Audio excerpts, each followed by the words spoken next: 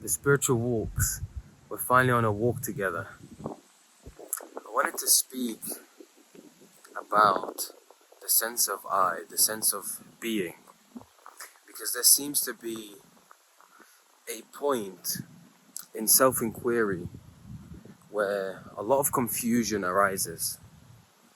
There seems to be an oscillation or an exchange between the identification with the contents of experience and the body, mind, and then no identification. And what happens is, when there is no identification, there is a sense of freedom, a sense of liberation, and then you might fall back into identification. And what that does is, it kind of creates this turbulence. You feel that you are stuck in this cycle, and because of this cycle, you kind of start to struggle to figure out what to do at times. So there's the identification with pain, fear, or whatever is felt. It's extremely windy. I hope it's not tampering with the sound. But there's this identification of what is felt in that moment. And then there's the no identification moment where there isn't any identification. But at the very least, there is an awareness of the process of identification. Okay? So, in the last video I actually uploaded a Zoom call I had with someone, and what was happening is very similar to what I described earlier. There seems to be an oscillation, a change from identification to no identification, and then an attachment is developed to the time that is now a memory of when there was no identification, the time of insight, the time of liberation, the time of freedom. But it's very much like you are tested in a way. You are tested. You know the saying of the mind is your own enemy? Well, the mind isn't your enemy. The mind can be your enemy. And if it is, it can be the worst possible enemy, because it will display to you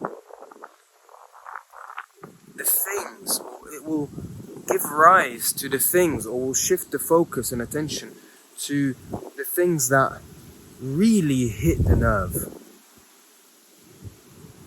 And so usually what happens is, when this becomes extremely overwhelming, you fall back into the turbulence and you identify once more with the contents of the experience. And so in that video I asked one particular question, which was, what's the difference between the I that experiences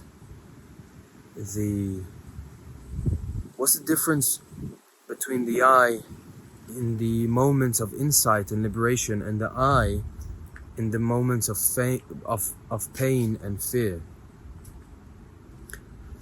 And so whenever the answer leans towards the situation that's taking place, like, well, yeah, in the moment of the fear, so and so happens and I feel the pain so intensely and so on, that indicates and suggests that there is still the identification with the contents of the experience. But eventually, if you look at it closely, you should be able to see that actually there is no difference between the I that is experiencing the fear and the I that is free from this fear. It's all just one. It all just is, in a way.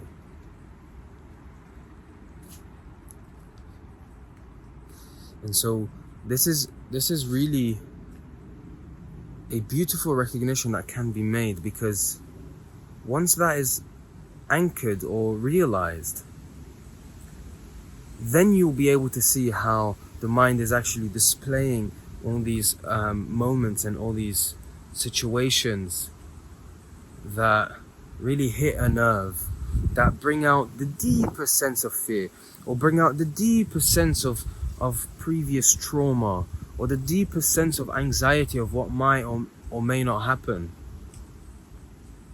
And so the script kind of flips now. You look forward to moments where the mind tries to play this game, because you can now see through the game.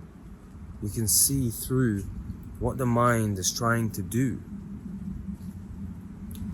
And then you're okay with it. And in fact, when you look forward to it, it's because you recognize that this is an area that can be shined upon with the light of awareness. This is an area that you can reflect on. It's an area or a knot, if you like, that you can finally pull apart and release.